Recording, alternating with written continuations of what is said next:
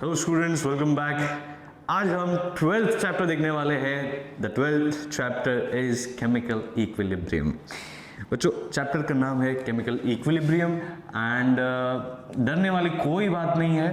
Okay, भले ही यहाँ पे एक वर्ड दैट इज इक्विलिब्रियम आपको समझ में नहीं आ रहा हो या समझ में आ रहा हो तो बहुत अच्छी बात है, लेकिन हम लोग ने कभी 10th स्टैंडर्ड में वगैरह कभी भी जो है केमिकल इक्विलिब्रियम के बारे में कुछ स्टडी नहीं किया होगा, ठीक है। एंड वही चीज़ आज हम लोग चालू करने वाले हैं, बराबर।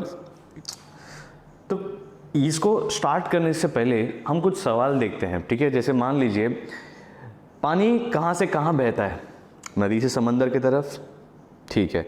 और बारिश कहाँ गिरता है, आसमान से ज़मीन पर, ओके। वड़ा पाव कहाँ से बनता है, डेफिनेटली आलू से बनता है, बराबर। मतलब वड़ा पाव किससे बनता है, आलू से बनता है, ठीक है। ओके, मैं यहाँ पे ये सारी चीज़ें लिख देता हूँ। जैसे मान लीजिए यहाँ पे हम लोग बात कर रहे थे नदी से पानी, है ना। नदी से कहाँ जाता है, समंदर में। नदी से समंदर में पानी जाता है। फिर मैं बोल रहा था कि बारिश कहाँ से कहाँ गिर रहा था। बारिश मतलब जो भी पानी भी जो है आसमान से ज़मीन पे तो गिर रहा है ना। ज़मीन से ज़मीन से थोड़ी ना आसमान जाएगा यार, आसमान से ज़मीन, आसमान से ज़मीन। फिर अगर वड़ा पाव की बात करें तो बटाटे से तो बनता है वड़ा पाव, है ना, वड़ा पाव, बराबर। तो अब देखिए फ्लो कैसा है। पानी नदी से समंदर में जाता है, बराबर। समंदर से नदी में तो नहीं जाते हुए देखा रहेगा ना। समंदर से नदी में जाके सीधा पहाड़ के चोटी पर तो नहीं चढ़ता है, पहाड़ की चोटी पे से ही तो आता है ना। पहाड़ की चोटी पे से, चोटी क्या बोल रहा हूँ, पहाड़ की चोटी पे से पानी बह के मतलब नदी बन के समंदर में मिल जाता है ना। एंड डेफिनेटली बारिश भी जब गिरता है तो आसमान से ज़मीन पर गिरता है, ज़मीन से आसमान में बारिश तो नहीं होता है। वहीं पे अगर वड़ा पाव की बात करूँ तो एक बार बटाटा को पका के आपने वड़ा पाव बना लिया, सो बना लिया, उसमें से आप दोबारा बटाटा क्रिएट कर सकते हो क्या, नहीं, है ना। तो डेफिनेटली अगर मैं बैकवर्ड रिएक्शन की बात करूँ कि समंदर से नदी बन के फिर बाद में पानी सीधा पहाड़ के चोटी पे चढ़ रहा हो, नॉट पॉसिबल। यहाँ पे क्या ज़मीन से आसमान में बारिश होता है, not possible, not possible, definitely not possible. वहीं पे अगर मैं बात करूँ वड़ा पाव से मैंने बटाटा क्रिएट किया हो, क्या वो पॉसिबल है, नहीं, है ना। तो बच्चों ये जितने भी आपने रिएक्शंस देखे हैं, डेफिनेटली मैं इनको रिएक्शन बोल सकता हूँ। क्या बोल सकता हूँ, रिएक्शन बोल सकता हूँ, ठीक है। कहीं कहीं पे केमिकल चेंजेस हुए, जैसे यहाँ पे केमिकल चेंज हुआ है ना। बटाटे का एक बार पकाने के बाद उसका स्वाद जो है चेंज हो जाता है, तो कुछ केमिकल चेंजेस हुए होंगे। यहाँ पे जो बारिश आसमान से ज़मीन पे आ रहा है, डेफिनेटली वहाँ पे कुछ केमिकल चेंज तो नहीं हुआ है, लेकिन डेफिनेटली अगर क्लाउड की अगर मैं बात करूँ तो क्लाउड में पानी थोड़ी ना भरा हुआ होता है। क्लाउड में जो है वाटर वेपर भरे हुए होते हैं, है ना, water in gaseous state. And definitely gas to that is water vapour to liquid में कन्वर्ट हो रहा है ना, अगर बारिश में कन्वर्ट हो रहा है तो डेफिनेटली यहाँ पे एक फिजिकल चेंज हो रहा है। यहाँ पे कोई फिजिकल चेंज वगैरह कुछ नहीं हो रहा है, ये खाली एक नेचुरल फिनोमिनन है, बराबर। यहाँ पे भी नेचुरल फिनोमिनन है, बट ये हम लोग ने किया है, हम लोग ने ये चीज़ केमिकली क्रिएट किया है, बराबर। सो द थिंग इज ये तीनों चीज़ जो है इरिवर्सिबल है। कैसे है, इरिवर्सिबल है। क्यों इरिवर्सिबल है? जो चीज़ मैंने आपको एक्सप्लेन किया कि यार पानी जो है समंदर से नदी में बह के इस पहाड़ की चोटी पे नहीं जाता है ना। और बारिश भी जो है ज़मीन से आसमान में नहीं होता है। एंड हम लोग बटाटा भी जो है वड़ा पाव से नहीं क्रिएट कर सकते हैं। तो ये सारी चीज़ें, ये सारी जो एक्सप्लेनेशन है उसको हम लोग अंग्रेजी में बोलते हैं इरिवर्सिबल। क्या है, ये जितने भी चेंजेस हैं, क्या बोल सकते हैं इसको, चेंजेस। मतलब देखो रिएक्शन वगैरह अगर मैं बोलने जाऊँ तो कंफ्यूज हो जाओगे। मैं यहाँ पे बोल देता हूँ कि these are all irreversible changes, बराबर। तो यहाँ पे क्या हो गया, कहीं पे भी जो है हम लोग हर बार फॉरवर्ड रिएक्शन में जाएंगे या फॉरवर्ड चेंज में जाएंगे, backward change is not possible, right. So उसी तरीके से हम लोग जो है रिएक्शंस को भी स्प्लिट कर सकते हैं, ठीक है। रिएक्शंस को हम लोग स्प्लिट कर सकते हैं दो टाइप में, इसको मैं यहाँ पे लिख देता हूँ। Reactions can be of two types, reactions can be of two types. First one is irreversible reaction. पहला है irreversible reaction, जो मैंने अभी जस्ट मैंने आपको बताया डेफिनेटली मैंने यहाँ पे चेंज के टर्म्स में बात किया है, तो ये इरिवर्सिबल चेंजेस हुए। लेकिन अगर हम लोग रिएक्शन के बारे में बात करें तो रिएक्शन में भी जो है इरिवर्सिबल रिएक्शन होता है, ठीक है, इरिवर्सिबल रिएक्शन। एंड वहीं पे अगर मैं दूसरे टाइप की रिएक्शन की बात करूँ तो वो हो जाता है रिवर्सिबल रिएक्शन, ठीक, वो हो जाता है रिवर्सिबल रिएक्शन, ठीक। दोनों में क्या है डिफरेंस वगैरह वो सारी चीज़ें हम लोग देखते हैं, लेकिन पहले हम लोग इस बात पे थोड़ा गौर देते हैं कि एग्जैक्टली रिएक्शन क्या होता है, एग्जैक्टली रिएक्शन क्या होता है। देखो एकदम बेसिक से अगर रिएक्शन की बात करूँ तो बेसिक से रिएक्शन के केस में क्या हो जाता है, मान लेते हैं A प्लस B, है ना, रिएक्शन जितने भी आपने देखेंगे A plus B gives C plus D। तो आप यहाँ पे देख पा रहे हो कि यार A और B लेफ्ट हैंड साइड में है एरो के, एंड C और D एरो के राइट हैंड साइड में, बराबर। तो क्या बोल सकता हूँ मैं, these are called as reactants. जो एरो के टेल पे है उनको मैं रिएक्टेंट्स बोल देता हूँ, एंड जो एरो के हेड पे है उनको मैं प्रोडक्ट्स बोल देता हूँ, ठीक। जो एरो के टेल पे है उनको मैं रिएक्टेंट्स बोल देता हूँ, एंड जो एरो के हेड पे है उसको मैं प्रोडक्ट्स बोल देता हूँ, बराबर। मतलब रिएक्शन जो है रिएक्टेंट से प्रोडक्ट की तरफ जा रहा है फिलहाल इस केस में, क्योंकि एरो वैसा दिया हुआ है ना। सो इस टाइप के एरो को मैं बोलता हूँ यूनी डायरेक्शनल एरो। क्या बोलूँगा बच्चों, unidirectional arrow, unidirectional arrow. अब यहाँ पे रिएक्टेंट्स एंड प्रोडक्ट्स है ना, हम लोगों को एक आइडिया आ चुका है कि यार एरो के किस साइड पर हम लोग रिएक्टेंट्स बोलेंगे, एरो के किस साइड वालों को हम लोग प्रोडक्ट्स बोलेंगे, बराबर। सो लेफ्ट हैंड साइड वाले जो भी चीज़ें रहेंगे उसको हम लोग रिएक्टेंट्स बोल रहे हैं, एंड राइट हैंड साइड वालों को प्रोडक्ट्स बोलेंगे, बराबर। This is for unidirectional arrow, जब यूनिडायरेक्शनल एरो रहेगा तब, ठीक है। और क्या क्या डेटा है, और भी डेटा होते हैं। एक रिएक्शन को किस तरीके से हम लोगों को ऑब्जर्व करना है मैं आपको वो चीज़ बता रहा हूँ, देन हम लोग कंटिन्यू करते हैं ये सारी चीज़ों को, बिकॉज जब तक आपको रिएक्शन के बारे में आइडिया ना हो तो सेंस नहीं बनता है कि आगे हम लोग जितने भी रिएक्शंस लिखे वहाँ पे अगर मैं प्रोडक्ट बोल रहा हूँ, रिएक्टेंट बोल रहा हूँ, और आपको नहीं समझ में आ रहा है कि किस साइड वाले चीज़ों को मैं रिएक्टेंट बोल रहा हूँ, किस साइड वाले चीज़ों को प्रोडक्ट बोल रहा हूँ, तो कन्फ्यूजन हो जाएगा, है ना। तो यहाँ पे इस तरीके से लिखा जाता है। Now there are certain details which can be written in further form. Let's say ये हो गया स्मॉल a, फिर हो गया स्मॉल b, देन हो गया स्मॉल c, देन हो गया स्मॉल d, बराबर। अब आप सोच रहे हो कि सर आपने क्या रिएक्टेंट्स को मल्टीप्लाई कर दिया, क्या ये दोनों रिएक्टेंट्स है, ये दोनों भी रिएक्टेंट्स है? नहीं, यहाँ पे a, b, c और d they are nothing but natural numbers. क्या होगा, natural numbers, not necessary but definitely मैं यहाँ पे जो है इनको बोल सकता हूँ they are all real numbers में बोल सकता हूँ, पॉजिटिव रियल नंबर्स, ठीक है। क्या बोलूँगा, पॉजिटिव रियल नंबर्स, ठीक, क्योंकि वो फ्रैक्शंस भी हो सकते हैं, डेफिनेटली फ्रैक्शंस भी पॉसिबल है। सो मैं कंसिडर करता हूँ पॉजिटिव रियल नंबर्स, ठीक है, पॉजिटिव रियल नंबर्स होंगे। एंड इनका कुछ नाम भी होता है, केमिस्ट्री में इनका कुछ नाम होता है, ये तो पूरा मैथमेटिकल टर्म्स में लिखा हुआ ना, तो इसका नाम होता है स्टाइचियोमेट्रिक कोएफिशिएंट,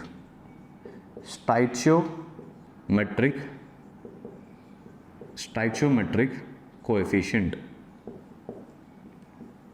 तो ये स्टाइचियोमेट्रिक कोएफिशिएंट एग्जैक्टली क्या बता रहे हैं, स्टाइचियोमेट्रिक कोएफिशिएंट्स एग्जैक्टली ये बता रहे हैं कि यार किस रेशियो में ये दोनों रिएक्ट कर रहे हैं।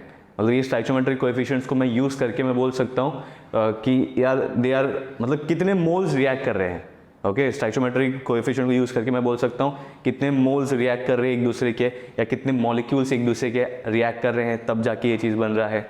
फॉर एग्जाम्पल मान लो ये वाला जो रिएक्शन है इसको मैं अगर लिखने जाऊँ तो मैं कैसे लिखूँगा, या फिर मैं रीड करने के लिए बोलूँ किसी बच्चे को तो वो कैसे रीड करेगा, a plus b arrow c plus d। गलत, ऐसा नहीं लिखने का या ऐसा बोलने का भी नहीं, ठीक है, पाप है। केमिस्ट्री में अगर आपने कोई रिएक्शन को रीड करने नहीं आता अपने को तो फिर आदमी वो पाप है ना। तो इसको रीड करने के लिए कैसे रीड करना है मैं आपको दिखाता हूँ, मैं लिख के दिखा देता हूँ। रीड इट एज, अगर मैं ये सारे चीज़ों को, ये सारे जितने भी स्टाइचियोमेट्रिक कोएफिशिएंट्स हैं, अगर मैं उनको in terms of moles use कर रहा हूँ, इन टर्म्स ऑफ मोल्स अगर मैं रीड करने जाऊँगा तो कैसे रीड करूँगा मैं आपको लिख के दिखाता हूँ पूरा sentence. This will B a moles of a moles of a, है ना, इसको हम लोग ऐसे रीड करते हैं, a moles of a reacts with reacts with, ठीक है, रिएक्ट्स विद मतलब प्लस साइन रहेगा, इस प्लस साइन को आप लिखेंगे रिएक्ट्स विद, ठीक है, रिएक्ट्स विद मतलब प्लस साइन, ठीक है, reacts with b moles of b, बराबर, बी मोल्स ऑफ बी, है ना, टू गिव मतलब इस एरो को आप रीड करोगे टू गिव, ये प्लस साइन को आप रीड करोगे रिएक्ट्स विद, ठीक, टू गिव क्या, सिंपल, आगे सिंपल है, C moles of C and D moles of D, ठीक है, रिएक्शन को रीड करने को अपने को आता है, ठीक है, जितने भी स्टोइचियोमेट्रिक कोएफिशिएंट्स है उनको मैंने as number of moles consider किया, ठीक है, सो ये रिएक्शन को आपको रीड करने के लिए अभी आ जाएगा अगर आप इसको अच्छे से लिख लो तो इसके अकॉर्डिंगली, बराबर, ओके। अब और क्या डिटेल दिया हुआ होता है, और क्या डिटेल दिया हुआ होता है रिएक्शन के सबस्क्रिप्ट में, सबस्क्रिप्ट क्या होता है, देखो ध्यान दो, अगर कोई एब्रीविएशन है या अगर कोई लेटर है, ठीक है, तो उस लेटर के ऊपर वाले हिस्से को हम लोग बोलते हैं सुपरस्क्रिप्ट, क्या बोलेंगे, सुपरस्क्रिप्ट, ठीक, एंड नीचे वाले हिस्से को हम लोग बोल देंगे सबस्क्रिप्ट, ठीक, नीचे वाले हिस्से को हम लोग बोल देंगे सबस्क्रिप्ट, ठीक है, ऊपर वाले हिस्से को सुपरस्क्रिप्ट, नीचे वाले हिस्से को सबस्क्रिप्ट। तो बच्चों यहाँ पे हम लोग ऊपर वाले हिस्से में तो फिलहाल कुछ नहीं लिखेंगे, सुपरस्क्रिप्ट में कुछ नहीं लिखने वाले, we are going to write something in subscript, subscript में हम लोग कुछ लिखने वाले हैं, जैसे रैंडमली मैं लिख रहा हूँ यहाँ पे, let's say this is S, let's say this is also, let's say this is L, ठीक है, let's say this is S, ठीक है, and let's say this is L, या फिर लेट्स से दिस इज जी, ठीक है। अब ये सब क्या है, एस एल जी, क्या है ये सब, ठीक है, now let me show U S L G क्या होता है। देखो बच्चों, एस यहाँ पे ये सबस्क्रिप्ट में, मैं अच्छा होगा मैं अगर ब्रैकेट में डाल के लिखूँ, ये रिप्रेजेंट करता है सॉलिड स्टेट, क्या, सॉलिड स्टेट, या फिर मैं लिख सकता हूँ सॉलिड फेज, ठीक है, फेज और स्टेट एक ही चीज़ है केमिस्ट्री में, on. And speaking about the next thing that is, अगर ब्रैकेट के अंदर मैं स्मॉल एल लिखूँ तो L stands for definitely liquid phase, बराबर, एंड सिमिलरली अगर जी आ गया तो वो गैसियस फेज हो जाएगा, बराबर। बट देन और भी एक और फेज है जो आता है, जो लिखा हुआ होता है, वो मैं बताना चाहता हूँ आप लोगों को। ये हो गया लिक्विड फेज, देन जी हो गया अपना गैसियस फेज, एंड देन एक और फेज जो मैं बता रहा था आपको वो है AQ माने एक्वस फेज, एक्वस फेज मतलब जो भी रिएक्शन हो रहा है वो वाटर के अंदर हो रहा है, किसमें हो रहा है, जो भी रिएक्शन हो रहा है वो वाटर के अंदर हो रहा है, ठीक है। तो ऐसे 4 डिटेल्स जो है ऐसे रिएक्टेंट्स के सबस्क्रिप्ट में या फिर प्रोडक्ट्स के सबस्क्रिप्ट में ऐसा लिखा हुआ होता है, ठीक है। तो आपको सिर्फ आइडिया आना चाहिए कि रिएक्टेंट जो है किस फेज में है ना, जो भी चीज़ है, मतलब यहाँ पे ये A जो है सॉलिड फेज में है, B जो है लिक्विड फेज में है, यहाँ पे C जो है वो सॉलिड फेज में अगेन, एंड यहाँ पे D जो है वो गैसियस फेज में, बराबर। आई होप स्टूडेंट्स आप लोगों को यहाँ तक सारी चीज़ें समझ में आई। मैंने रिएक्टेंट्स के बारे में आपको बताया, रिएक्शन के बारे में बताया कि एग्जैक्टली रिएक्शन में क्या क्या फंडा होता है। सबसे पहला तो चीज़ हम लोगों ने देखा कि यार ये रिएक्टेंट्स और प्रोडक्ट्स वाले किसको हम लोग बोलते हैं, दैट इज किसको हम लोग रिएक्टेंट्स बोलेंगे, किसको हम लोग प्रोडक्ट्स बोलेंगे, बराबर। फिर बाद में मैंने आपको बताया कि कुछ नंबर्स भी होते हैं, है ना, रिएक्टेंट्स के बाजू में कुछ नंबर्स लिखे हुए होते हैं, तो उनको हम लोग बोलते हैं स्टोइचियोमेट्रिक कोएफिशिएंट्स, है ना, स्टोइचियोमेट्रिक कोएफिशिएंट बोलते हैं। एंड स्टोइचियोमेट्रिक कोएफिशिएंट को यूज करके हम लोग बोल सकते हैं कि रिएक्शन कैसे रीड करना है, बराबर। अब सीन ये होता है कि कभी कभी नहीं दिया होता है, मान लो कभी कभी नहीं दिया होता है, बराबर। जैसे मान लो यहाँ पे इसका स्टोइचियोमेट्रिक कोएफिशिएंट नहीं दिया है, इसका दिया हुआ है, इसका दिया हुआ है, इसका दिया हुआ है। तो अगर नहीं दिया हुआ है कुछ स्टोइचियोमेट्रिक कोएफिशिएंट, कोई नंबर नहीं दिया हुआ है, तो क्या कंसीडर करना है। अगर स्टोइचियोमेट्रिक कोएफिशिएंट नहीं दिया हुआ है तो आप कंसीडर करोगे 1, क्या करोगे 1, ठीक है। सो याद रखिए, अगर कोई स्टोइचियोमेट्रिक कोएफिशिएंट नहीं दिया हुआ है कंसीडर इट टू बी 1, ठीक है। वो मैं लिख के नहीं दे रहा हूँ, आप लोग याद रखोगे उसको, ठीक। ऑलराइट, तो आई होप स्टूडेंट्स आप लोगों को रिएक्शन वगैरह सारी चीज़ें समझ में आ गए। बच्चों अभी हम आगे बढ़ते हैं एंड हम देखते हैं कि रिएक्शंस कितने टाइप के होते हैं। हमने ऑलरेडी देखा हुआ है ना, कौन से टाइप के रिएक्शंस होते हैं, 2 टाइप के रिएक्शंस, राइट। तो हमको थोड़ा उसको डीप में नॉलेज चाहिए। दैट इज रिएक्शंस 2 टाइप के होते हैं, ये तो हमने देख लिया है ना। That is reactions will be of 2 type, है ना, depending on the flow of the direction. ठीक है, फ्लो ऑफ द डायरेक्शन। अब उसका मतलब क्या, देखिए, एक होता है रिवर्सिबल रिएक्शन, एक होता है रिवर्सिबल रिएक्शन एंड दूसरा होता है इरिवर्सिबल रिएक्शन। ठीक है, एक होता है रिवर्सिबल रिएक्शन एंड दूसरा होता है irreversible reaction. Irreversible reaction, okay.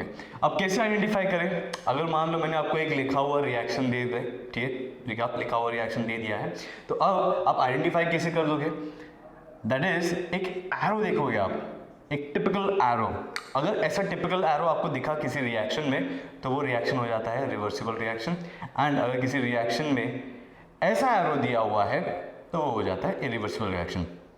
Simple, straight forward. ठीक है, अब ये हो गया पेपर पे आपको अगर केमिकल रिएक्शन दिया रहेगा तो आप आइडेंटिफाई कर पाओगे। लेकिन मान लो ऐसे रिएक्शंस हो रहे हैं जहाँ पे मतलब आपको रियल लाइफ में आइडेंटिफाई करना हो, तो आप कैसे आइडेंटिफाई करोगे? पहले तो आप उसका कलर वगैरह देखोगे, है ना, आप उसका डेंसिटी देखोगे, कॉन्सेंट्रेशन देखोगे, मतलब हम लोग कुछ पैरामीटर्स हम लोग चेक कर सकते हैं, है ना, तो उसमें हम लोग बाद में जाते हैं। फिलहाल हम लोग देखते हैं कि यार रियल लाइफ में एग्जैक्टली हम लोग रिवर्सिबल और इरिवर्सिबल रिएक्शन कैसे परफॉर्म करेंगे। Okay, now consider irreversible reaction. Now considering irreversible reaction में कुछ एग्जांपल देना चाहता हूँ। ओके, कंसिडरिंग इरिवर्सिबल रिएक्शन में कुछ एग्जांपल देना चाहता हूँ। एक है अपना ये वाला रिएक्शन, क्या है इस रिएक्शन में? ये है पोटेशियम क्लोरेट। क्या है? Potassium chlorate. Now if you just see, यहाँ पे मैंने इसका स्टोइचियोमेट्रिक कोएफिशिएंट 2 लिखा हुआ है, यहाँ पे भी 2 आने वाला है एंड यहाँ पे 3 आने वाला है। ठीक है, अब कैसे किया मैं आपको बताता हूँ। बैलेंस करना एकदम शॉर्ट में आपको सिखाता हूँ।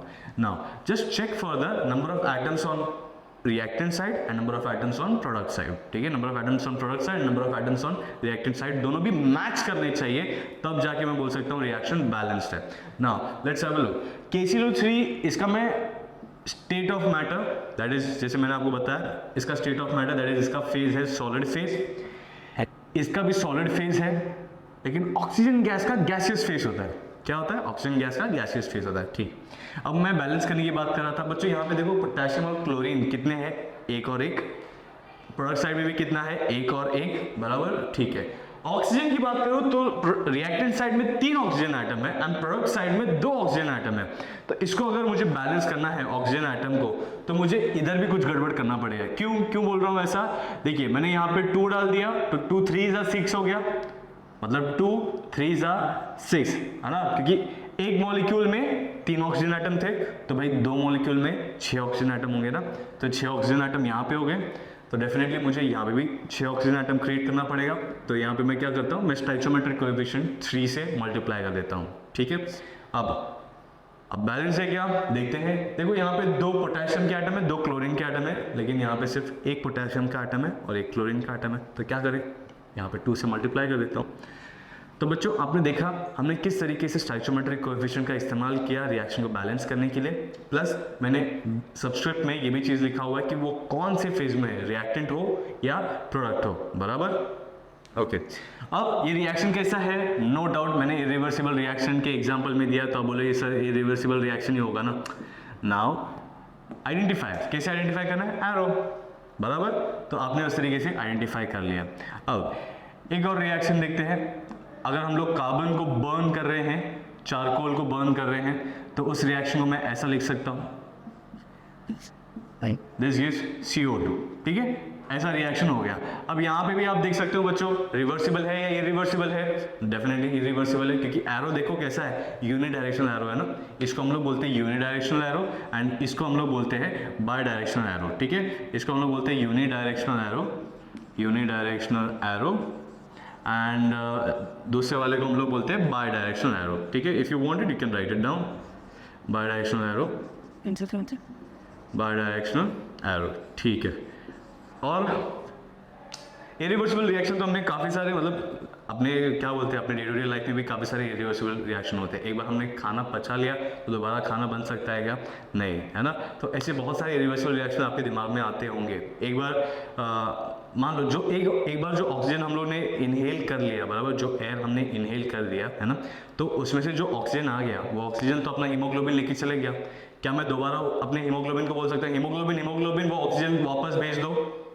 नहीं, कोई बात नहीं सुनने वाला, क्योंकि वो सब क्या है, इनवॉल्यूंटरी रिएक्शन होता है ना, ठीक है, वो इरिवर्सिबल है। मैं डेफिनेटली वो ऑक्सीजन को मैं दोबारा नहीं ले सकता हूँ, बराबर। सिमिलरली अगर मैं बात करूँ बारिश की, तो बारिश हो रहा है मान लो, एंड अचानक से मैं कुछ मंत्र फूकता हूँ और बोलता हूँ कि बारिश रुक जा, तो बारिश रुकने वाला क्या? नहीं, क्योंकि वो इरिवर्सिबल रिएक्शन है।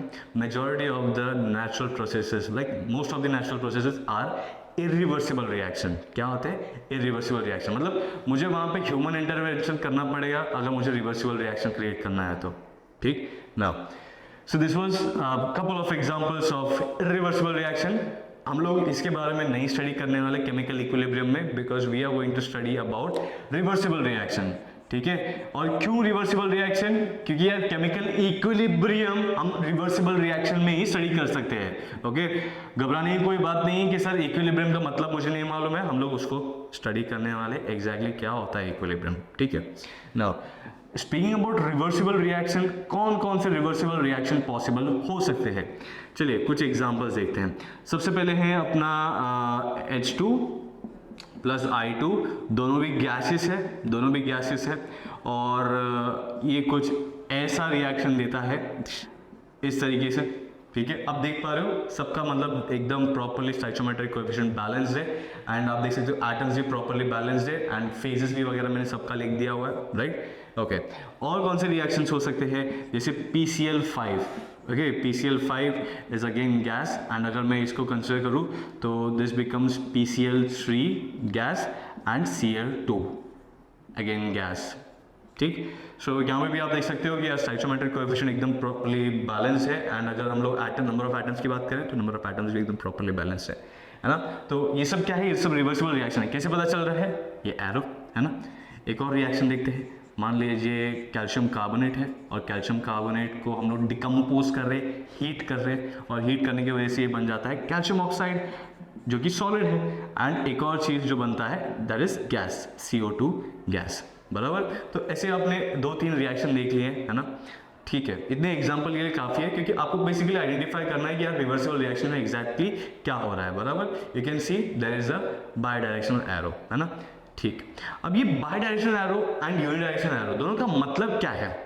ये तो मैंने आपको बता दिया कि यार रिएक्शन में से कैसे आइडेंटिफाई करना है कि रिवर्सिबल रिएक्शन कौन सा होने वाला है, एंड क्या बोलते हैं इरिवर्सिबल रिएक्शन कौन सा होने वाला है, बराबर। एरो के थ्रू हम लोग बता पाएंगे। But then exactly what is the meaning of it? यहाँ पे क्यों मैं वन डायरेक्शनल बता रहा हूँ एंड यहाँ पे मैं जो है बाई डायरेक्शनल क्यों बना रहा हूँ, है ना। तो द रीजन इज यहाँ पे एक बार रिएक्शन फॉरवर्ड में चले गया, रिएक्शन एक बार फॉरवर्ड डायरेक्शन में चले गया तो वो बैकवर्ड में नहीं आने वाला है, यहाँ पे अगर मैं बात करूँ रिवर्सिबल के केस में, तो रिएक्शन एक बार यहाँ पे फॉरवर्ड गया ना, तो प्रोडक्ट जो बन रहा है ना, वो प्रोडक्ट आपस में रिएक्ट करके दोबारा रिएक्टेंट बना लेगा। समझे क्या हो रहा है? Let me repeat again. Reactants एक बार रिएक्ट करके प्रोडक्ट बना लिए, तो प्रोडक्ट्स दोबारा रिएक्ट करके रिएक्टेंट बना लेंगे, ओके। तो इस रीजन की वजह से क्या हो रहा है? रिएक्शन एक तो फॉरवर्ड में भी जा रहा है और एक तो रिएक्शन बैकवर्ड में भी आ रहा है। So that is why we have put a bidirectional arrow in every reversible reaction, okay. अगर आप किसी रिवर्सिबल रिएक्शन में बोल दो कि सर मेरा मन कर रहा है कि मैं ऐसा एरो डाल देता हूँ, नहीं, गलत हो गया। रिएक्शन जो है रिवर्सिबल नहीं रह गया, अब ये रिएक्शन जो है इरिवर्सिबल हो गया, ठीक है। तो अगर आपको रिवर्सिबल रिएक्शन रिप्रेजेंट करना है, बताना क्या करना है, बाई डायरेक्शनल एरो, ठीक। चाहिए तो स्क्रीन पॉज करके आप लिख सकते हो एग्जांपल्स ना। अभी हम लोग इरिवर्सिबल रिएक्शन तो नहीं स्टडी करने वाले, ठीक है। Let's take one of the example. हम लोग कोई एक रिएक्शन पकड़ते हैं, जैसे ये वाला रिएक्शन हम लोग कंसिडर करते हैं, ठीक। अब डेफिनेटली आप बोलोगे सर ये तो रिवर्सिबल रिएक्शन है, पर बच्चों एक प्रॉब्लम है। प्रॉब्लम क्या है कि इस सेम रिएक्टेंट जो है सेम रिएक्टेंट जो है it gives an irreversible reaction also. वो एक इरिवर्सिबल रिएक्शन भी देता है। मतलब इस पर्टिकुलर रिएक्शन में रिएक्शन सिर्फ फॉरवर्ड डायरेक्शन में जाएगा, बैकवर्ड में नहीं आएगा। अब सोचने वाली बात यह है कि सर अब आप बताओ कि हम लोग ये कब यूज़ करेंगे और ये कब यूज़ करेंगे। ठीक, ओके, नो प्रॉब्लम, एकदम सिंपल सा कंसेप्ट है, ध्यान दीजिए बच्चों। यहाँ पे क्या हो रहा है ना, हम लोग यहाँ पे एक ओपन वेसल यूज़ कर रहे हैं। क्या यूज़ कर रहे हैं? ओपन वेसल यूज़ कर रहे हैं।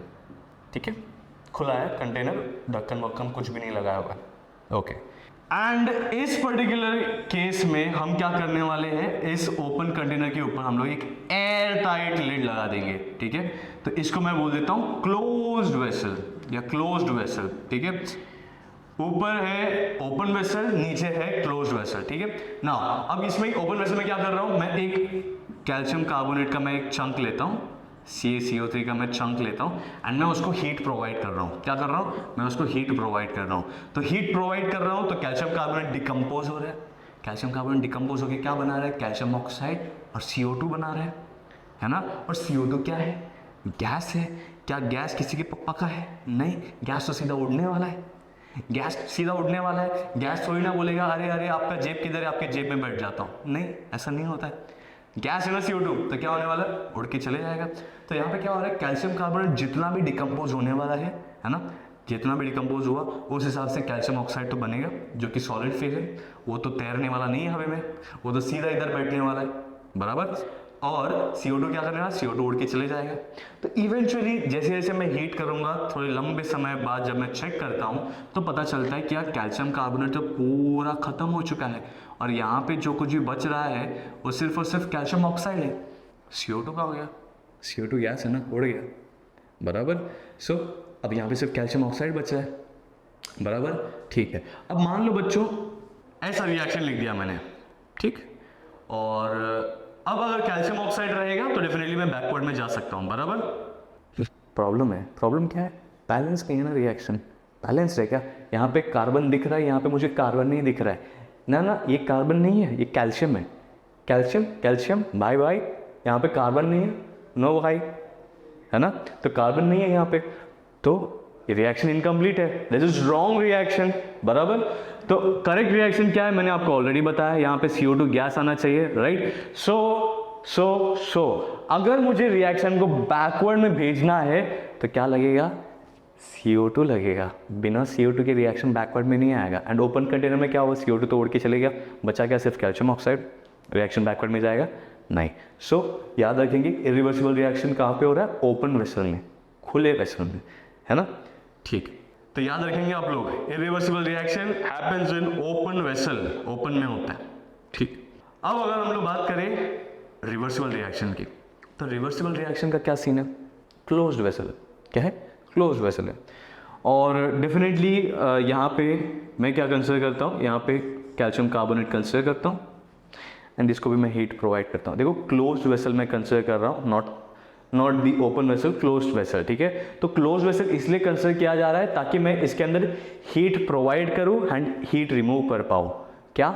हीट प्रोवाइड कर पाऊँ एंड हीट रिमूव कर पाऊँ, ठीक है। क्योंकि मान लो अगर इसका टेम्परेचर बहुत ज़्यादा बढ़ गया तो मुझे उसका हीट कम करना है, ठीक है। मुझे मान लो उसका हीट कम करना है तो मैं क्या कर दूंगा, उस वेसल को लेके मैं किसी पानी में डिप कर दूंगा मैं, है ना।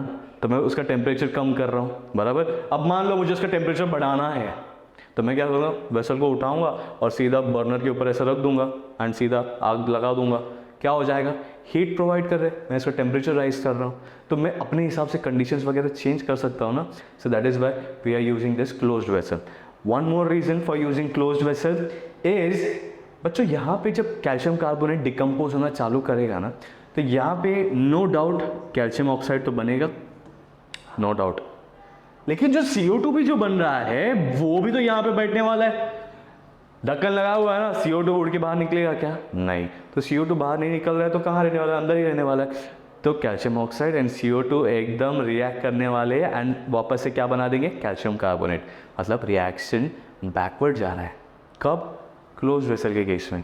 अगर हमने सेम रिएक्शन ओपन वेसल में किया तो रिएक्शन बैकवर्ड में नहीं जाता है, एंड सेम रिएक्शन अगर हम लोगों ने क्लोज वेसल में किया तो रिएक्शन फॉरवर्ड में भी जा रहा है एंड बैकवर्ड में भी जा रहा है, बराबर। और यहाँ पे सिर्फ फॉरवर्ड में जा रहा है, बराबर, ठीक है। सो अब यहाँ तक आई होप आप लोगों को समझ में आ गया कि यार रिवर्सिबल रिएक्शन कहाँ होता है एंड इरिवर्सिबल रिएक्शन कहाँ होता है, ठीक ना। लेट्स कंसिडर एन एग्जाम्पल, मान लीजिए at time t is equal to 0 second इसके 10 मोल है, कितने, इसके 10 मोल है, ठीक है, अगर हाँ ठीक है, इसके कितने 10 मोल है, ठीक है। अब तक मैंने इसको हीट प्रोवाइड नहीं किया तो डेफिनेटली डिकम्पोज तो नहीं होने वाला है, बराबर, डेफिनेटली डिकम्पोज नहीं हो रहा है, ठीक है। देन मान लीजिए अब डेफिनेटली डिकम्पोज नहीं हुआ है तो यार ये लोग भी प्रेजेंट नहीं है कंटेनर के अंदर, तो इनका कुछ भी ट्रेस अमाउंट पे नहीं रहने वाला है, बराबर, ठीक। अब मैं कंसिडर करता हूँ after certain period of time, मान लो 2 घंटे बाद में मैं चेक करता हूँ, कितना, 2 घंटे बाद में, तो 2 घंटे बाद में जब मैं चेक करता हूँ ना आफ्टर 2 आवर्स, तो मुझे पता चलता है कि यार इसके सिर्फ 5 मोल बचे हैं यहाँ पे और इन दोनों के 5-5 मोल बन गए। क्या हो गया, इसके सिर्फ 5 मोल बचे हुए कैल्शियम कार्बोनेट के and calcium oxide and CO2 का 5-5 मोल बन गया। तो क्या हुआ है रिएक्शन, देखिए बच्चों, इस रिएक्शन को रीड कैसे करेंगे, 1 mole of CaCO3 gives 1 mole of CaO that is line and 1 mole of carbon dioxide, बराबर। इसको हम लोग लाइन बोलते हैं, इसको हम लोग कैल्शियम कार्बोनेट बोलते हैं, right. So let's repeat again, 1 mole of calcium carbonate gives 1 mole of calcium oxide and 1 mole of CO2, बराबर। तो सबका 1:1:1 का रेशियो है ना। तो मान लो इसके अगर 5 मोल रिएक्ट कर रहे हैं, कितने, 5 मोल रिएक्ट मतलब डिसोसिएट करें, मान लो इसके 5 मोल डिसोसिएट कर रहे हैं, तो डेफिनेटली मुझे यहाँ पे भी तो 5 करना पड़ेगा, तो इसके 5 मोल बनेंगे और इसके भी तो 5 मोल बनेंगे, बराबर ना। तो यहाँ पे सेम फंडा लगाया यार, 10 में से अगर 5 मोल इसके डिसोसिएट हो गए तो इनके बनेंगे कितने, 5 और 5 ना, बराबर। तो ये तो मैंने खाली आपको लिखने के लिए दिखाया, ये है अपना बैलेंस रिएक्शन, बराबर, ओके। अब मान लीजिए क्या होता है कि देखो सब जगह पे 5-5 मोल है, ठीक है, एकदम मस्त चल रहा है सब कुछ, लेकिन कैल्शियम ऑक्साइड और CO2 डिसाइड करते हैं कि चलो हम लोग अपने एक मोल को रिएक्ट करवाते एंड दोबारा CaCO3 बना लेते हैं। तो क्या हो जाता है, ये 5 में से 1 मोल चले जाता है, इसका भी 5 में से 1 मोल चले जाता है, तो इसका कितना बच रहा है, 4 मोल, और इसका भी कितना बच रहा है, 4 मोल, बराबर। तो अगर इन दोनों का 1 मोल रिएक्ट कर दे रहा है तो क्या बन जाएगा, इसका 1 मोल बन जाएगा। फॉरवर्ड रिएक्शन में कैसे रेट करेंगे, calcium carbonate gives 1 mole of calcium oxide and 1 mole of CO2। वहीं पे अगर मैं बैकवर्ड रिएक्शन की बात करूं तो क्या हो जाएगा, 1 mole of CO2 reacts with 1 mole of calcium oxide to give us 1 mole of calcium carbonate, right. तो अगर इन दोनों का 1 मोल रिएक्ट कर जा रहा है, बराबर, तो कैल्शियम कार्बोनेट कितना बनेगा, 1 बनेगा। तो मैं यहाँ पे लिख सकता हूँ कि यार 5 + 1 मोल, सिंपल। तो यहाँ पे कितना हो जाएगा बच्चों, इसका हो जाएगा 6 मोल, बराबर, इसका हो जाएगा 6 मोल, इसका हो जाएगा 4 मोल और इसका भी हो जाएगा 4 मोल, बराबर। अब मैं बोलता हूं कि कैल्शियम कार्बोनेट सोचता है कि यार चलो मैं लौटा देता हूं, तो दोबारा क्या करता है, दोबारा ये 6 में से 1 मोल रिएक्ट करवा देता है, ठीक है। अब मान लो यहाँ पे दोबारा 6 मोल हो गया, ओके, और 6 में से 1 मोल यूज कर दिया, रिएक्ट करवा दिया या डिकम्पोज करवा दिया, बराबर। तो अगर इसका 1 मोल डिकम्पोज कर दिया तो इनके कितने बनने वाले, 1 और 1 ना। तो मैं यहाँ पे डेफिनेटली लिख सकता हूँ कि दिस इज 4 + 1, बराबर।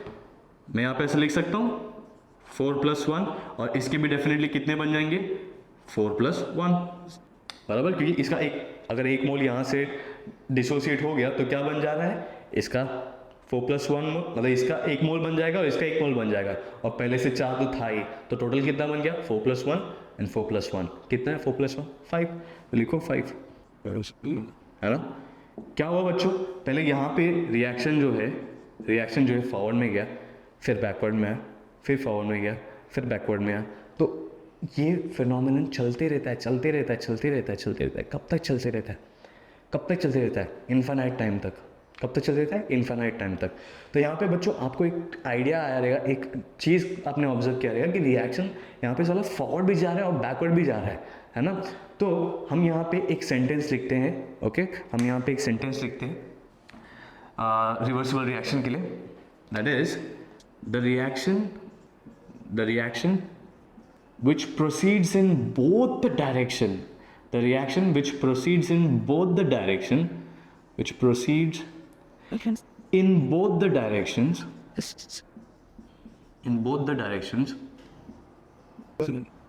is called as reversible reaction, is called as reversible reaction. बराबर, अगर दोनों तरफ प्रोसीजर है तो रिवर्सिबल रिएक्शन हो गया, है ना. Then there is one more thing, that is chapter का नाम क्या है, केमिकल इक्विलिब्रियम. बराबर, केमिकल तो खैर ठीक है, हम लोग केमिकल रिएक्शंस के बारे में केमिकल रिएक्शंस के बारे में स्टडी करने वाले, तो इसलिए केमिकल नाम आ गया. बट व्हाट अबाउट इक्विलिब्रियम, ये इक्विलिब्रियम क्या होता है, let me show you. Definitely irreversible reaction हम स्टडी नहीं करने वाले. अब चाहिए तो आप लिख लो स्क्रीन पॉज करके, this is irreversible reaction by the way, irreversible reaction. Screen pause कर लीजिए एंड लिख लीजिए यहाँ तक. ओके, अब बच्चों हम लोग रिवर्सिबल रिएक्शन स्टडी करने वाले. किसको स्टडी करने वाले, रिवर्सिबल रिएक्शन को स्टडी करने वाले. We are not concerned with irreversible reaction in this chapter, at least इस चैप्टर में हम लोग रिवर्सिबल रिएक्शन से ही मतलब रखते हैं. ठीक, अब like I said, there is something called as equilibrium. क्या, equilibrium. Equilibrium, what is equilibrium? देखो बच्चों, आप देख पा रहे थे कि रिएक्शन जो है फॉरवर्ड भी जा रहा था, रिएक्शन बैकवर्ड भी जा रहा था. अगर फॉरवर्ड में 1 मोल यूज हो गया तो 1 मोल दोबारा बैकवर्ड में बन भी रहा है. 1 मोल यूज हुआ तो 1 मोल दोबारा बन भी रहा है बैकवर्ड में. फॉरवर्ड में 1 मोल यूज हो गया, बैकवर्ड में 1 मोल बन गया. फॉरवर्ड में 1 मोल यूज हो गया, बैकवर्ड में 1 मोल बन गया. तो क्या हो रहा था, रिएक्शन फॉरवर्ड में भी जा रहा था, बैकवर्ड में भी जा रहा था, सेम स्पीड में. क्या, सेम स्पीड में, है ना. तो मैं यहाँ पे बोल सकता हूँ, अगर आपके लैंग्वेज में जो आपको समझ में आए उस लैंग्वेज में अगर बोलूँ कि speed of the forward reaction, speed of the forward reaction is equal to speed of the backward reaction. Speed of the forward reaction is equal to speed of the backward reaction. तो बच्चों आपको समझ में आ गया रहेगा कि यार जितने तेज़ी से रिएक्शन फॉरवर्ड में जा रहा है उतना ही तेज़ी से रिएक्शन बैकवर्ड में भी जा रहा है. बराबर है ना. अब हम लोग केमिस्ट्री में स्पीड ये वर्ड नहीं यूज़ कर सकते हैं. ठीक है, we are not going to use the word speed. ठीक है, we are going to use the word rate. क्या, रेट. ठीक, यहाँ पे भी हम लोग क्या यूज़ करने वाले, वर्ड रेट. सो क्या हो जाता है, रेट ऑफ मतलब एक लंबे समय के बाद rate of forward reaction becomes equal to rate of backward reaction. तो ये कब होता है, ये चीज़ जो है इक्विलिब्रियम पे होता है. ठीक है, या फिर मैं इसका उल्टा बोल सकता हूँ, जब rate of forward reaction becomes equal to rate of backward reaction, the reversible reaction is said to have attained equilibrium. बराबर. अब मैंने रिवर्सिबल रिएक्शन बोला ना, तो इसका मतलब इरिवर्सिबल रिएक्शन कभी इक्विलिब्रियम नहीं अटेन कर पाएगा. No, never, not possible. Irreversible reaction में कभी भी इक्विलिब्रियम अटेन नहीं होने वाला है. ठीक, सो यहाँ पे मैं लिख देता हूँ, the reaction, the reversible reaction, या मैं लिख सकता हूँ any reversible reaction after a long period of time, after a long period of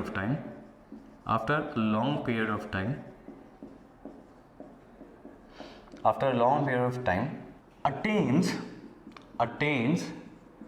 attains equilibrium. ठीक है, attains equilibrium. equilibrium माने, है ना, ऐसा लिखते हैं ना, that is rate of forward reaction is equal to rate of backward reaction.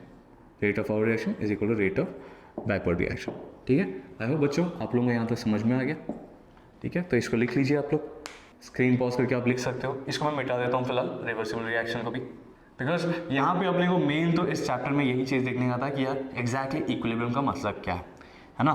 तो केमिकल इक्विलिब्रियम का मतलब है equilibrium attend by chemical reactions, equilibrium attend by chemical reactions और एनी टाइप ऑफ रिएक्शन. ठीक है, नाउ अब एक और चीज़ जो मैं बताना चाहता हूँ, वो ये है कि क्या रिएक्शन कभी भी कंप्लीट होता है क्या. सोचने वाली बात यह है कि रिवर्सिबल रिएक्शन में क्या रिएक्शन कभी कंप्लीट होता है, मतलब ये वाला सवाल है. मिटा देता हूँ इसको भी मिटा देता हूँ बच्चों.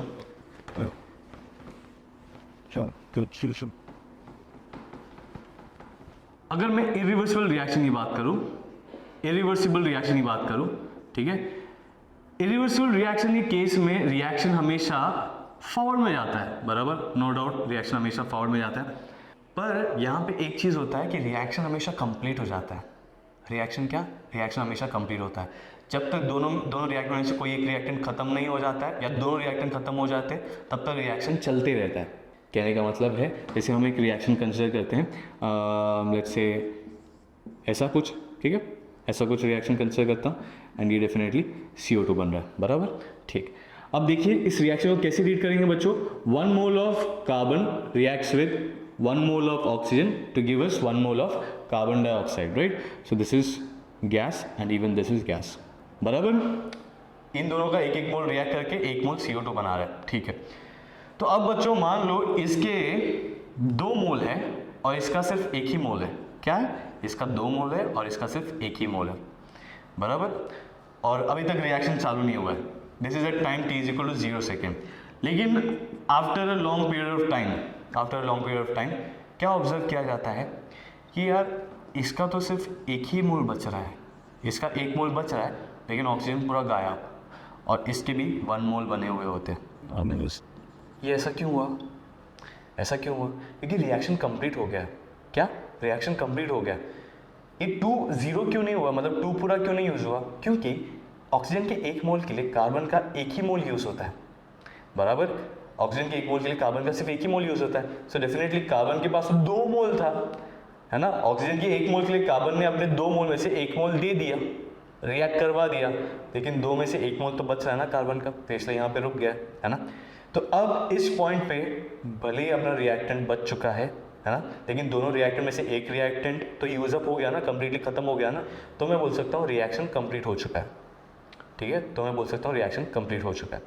अब यहाँ पे ये चीज़ कब होता है? ये इरिवर्सिबल रिएक्शन में होता है, ठीक है। तो मैं यहाँ पे बोलता हूँ कि रिएक्शन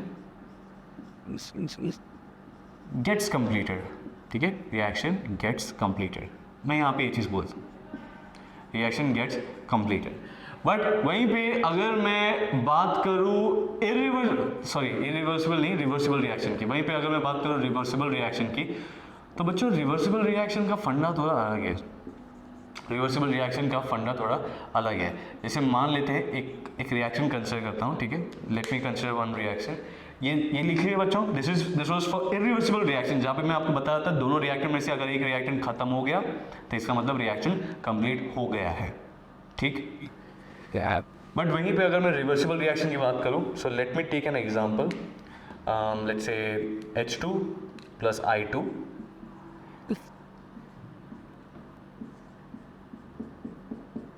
ऐसा, ठीक है, ऐसा कुछ रिएक्शन है। रिएक्शन एकदम प्रॉपर्ली बैलेंस है, बिल्कुल प्रॉपर्ली बैलेंस है। आप देख सकते हो कैसे रीड करने वाले हम लोग, 1 mole of H2 react with 1 mole of I2 to give us 2 moles of HI, ठीक, ओके। नाउ लेट्स से इसका इनिशियली लेट्स से इसका 5 मोल है, क्या है, 5 मोल है, और इसका भी 5 मोल है, बराबर। और रिएक्शन स्टार्ट नहीं हुआ अभी तक, दोनों एक दूसरे के साथ रिएक्ट करना चालू नहीं किए, तो डेफिनेटली इसका भी कितना होने वाला है, 0 मोल। क्या होने वाला है, 0 मोल, बराबर, ओके।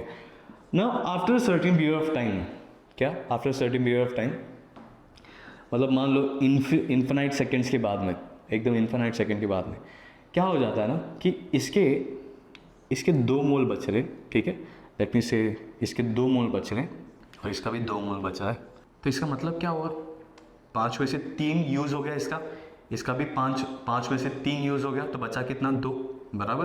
तो अगर इसके 1 मोल रिएक्ट करने से मतलब 1 mole of H2 react with 1 mole of I2 to give us 2 mole, बराबर।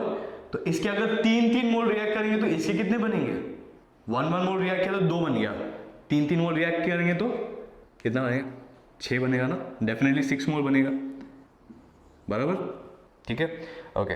अब क्या होगा ना बच्चों, आफ्टर इन्फिनाइट सेकेंड ना H2 का कॉन्सेंट्रेशन बढ़ रहा है ना I2 का कॉन्सेंट्रेशन बढ़ रहा है, मतलब अपने को देखने में ऐसा लग रहा है, ठीक है, ना H2 का कॉन्सेंट्रेशन बढ़ रहा है ना I2 का कॉन्सेंट्रेशन बढ़ रहा है। सिमिलरली ना 6 का वैल्यू जो है कम ज़्यादा हो रहा है, ठीक है, मतलब इन्फिनाइट सेकेंड्स के बाद में नंबर ऑफ मोल्स कांस्टेंट आ रहा है, अपने को देखने में ऐसा लग रहा है कि यार कांस्टेंट है, बट असल में क्या हो रहा है, असल में ये हो रहा है कि इसके 2 मोल है ना, इसके 2 मोल रिएक्ट करके इन दोनों के 1 मोल बना ले रहा है, ठीक है। Let me show you, that is 6 में से 2 मोल रिएक्ट करके इन दोनों का 1 मोल बना दे रहा है, और ये लोग क्या कर रहे हैं, दोबारा एक एक मोल रिएक्ट करवा देते हैं एंड इसका 2 मोल लौटा देते हैं।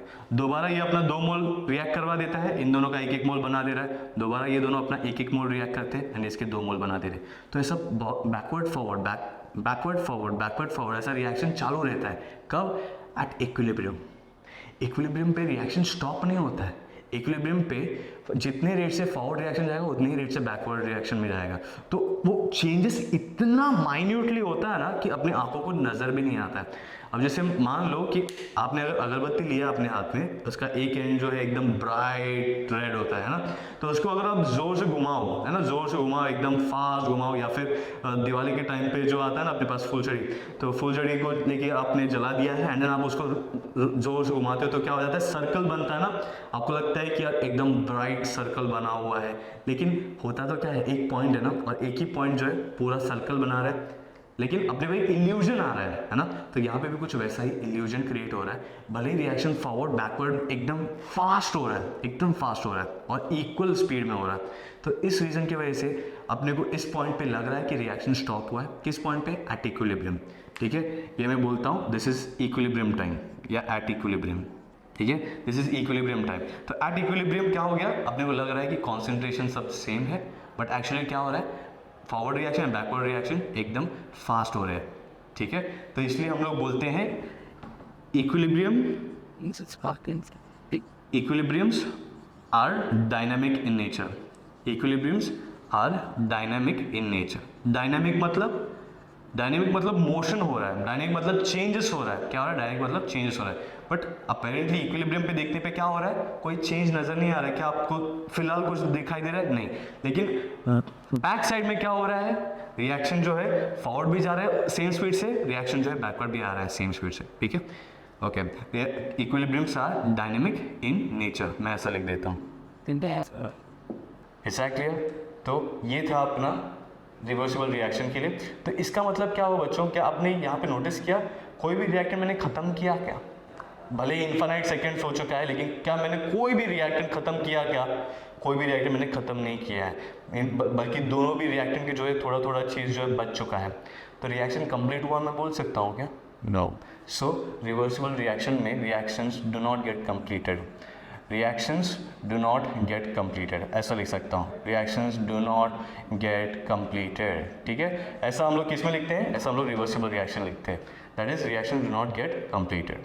आई होप स्टूडेंट्स आप लोगों को याद समझ में आ गया, बराबर। हमने काफ़ी सारी चीज़ें देखी, रिवर्सिबल इरिवर्सिबल रिएक्शन के बीच में डिफरेंस हमने देखा, और हम लोगों ने ये भी चीज़ देखा कि रिएक्शन इरिवर्सिबल रिएक्शन में कंप्लीट होता है, लेकिन रिवर्सिबल रिएक्शन के केस में कंप्लीट नहीं होता है, बराबर।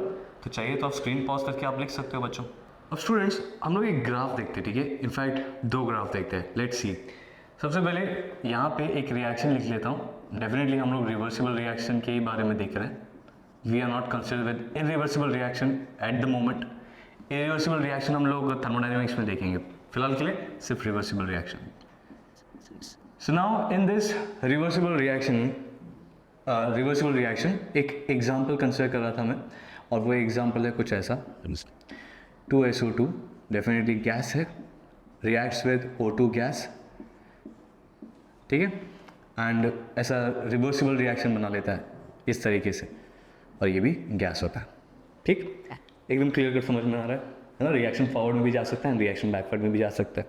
Okay, now considering at time t is equal to 0 second, okay, let's say इसके 4 मोल्स है, कितने? इसके 4 मोल्स है, इसके लेट्स से 5 मोल्स है, बराबर। ज़रूरी नहीं है कि same number of moles initially लो, बराबर, ज़रूरी नहीं है ना।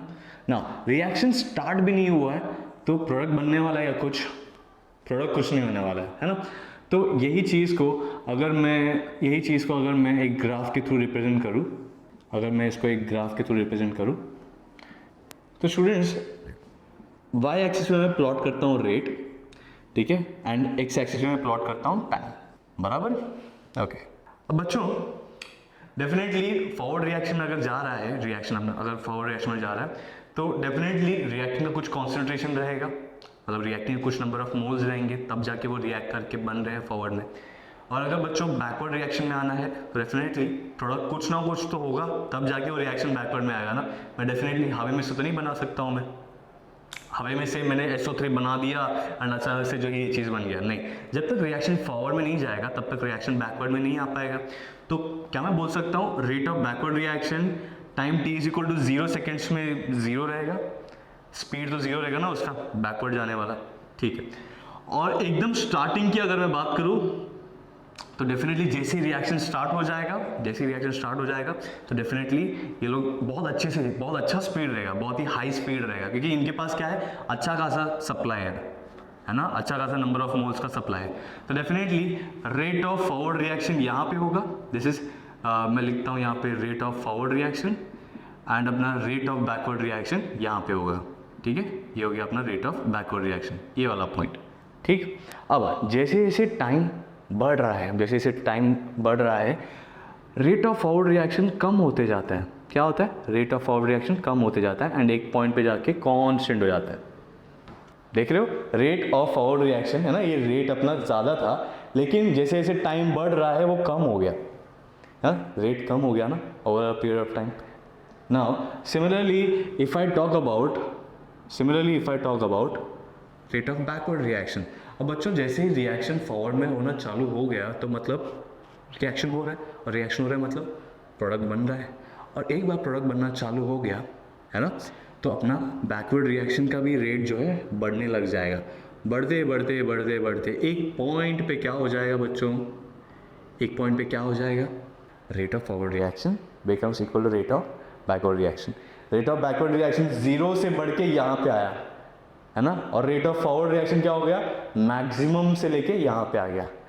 कहाँ पे, जब rate of forward reaction becomes equal to rate of backward reaction.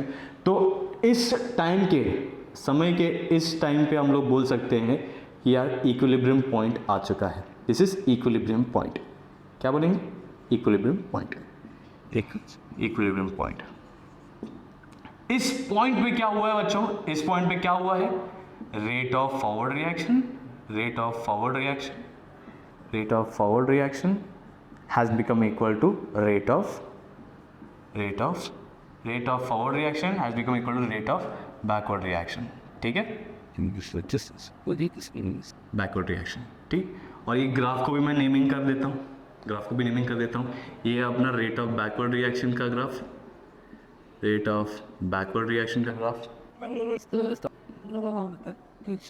Backward reaction, and ऊपर वाला है अपना रेट ऑफ फॉरवर्ड रिएक्शन का graph, rate of forward reaction, बराबर। तो इस तरीके से हमने ग्राफ देख लिया। चाहिए तो स्क्रीन पॉज करके लिख सकते हो वाला ग्राफ, लिख सकते हो क्या, ड्रॉ कर सकते हो वाला ग्राफ। अब यहीं पे एक और ग्राफ बनाया जा सकता है ना। अब यहाँ पे है हम लोग, है ना, this was the starting point यहाँ से, बट देन एक बार इक्विलिब्रियम अटेन हो चुका है ना, इक्विलिब्रियम पॉइंट, मान लो टी इक्विलिब्रियम ऐसा है, दिस इज टी इक्विलिब्रियम, है ना। तो अब यहाँ पे क्या हो जा रहा है, लेट्स से इसके कुछ 2 मोल बच गए हैं, और डेफिनेटली अगर इसका 2 मोल यूज़ हुआ तो इसका 1 मोल यूज़ होने वाला है, तो इसका डेफिनेटली 5 में से 1 चले जाना है, तो इसका 4 मोल बच रहा है। एंड इसके कितने बचेंगे, फिर इसके 2 मोल बनेंगे ना, क्योंकि इसके 2 मोल से इसका 2 मोल बन रहा है ना, एंड इसके 1 मोल से इसका 2 मोल बन रहा है definitely. That is when 2 moles of SO2 reacts with 1 mole of O2, it gives 2 mole of SO3, right? Okay. Now you can see this is the equilibrium concentration. क्या बोलेंगे बच्चों, this is the equilibrium concentration. Equilibrium पे जो concentration attain हुआ, जब तक आप temperature change नहीं करोगे तब तक ये कॉन्सेंट्रेशन चेंज नहीं होंगे।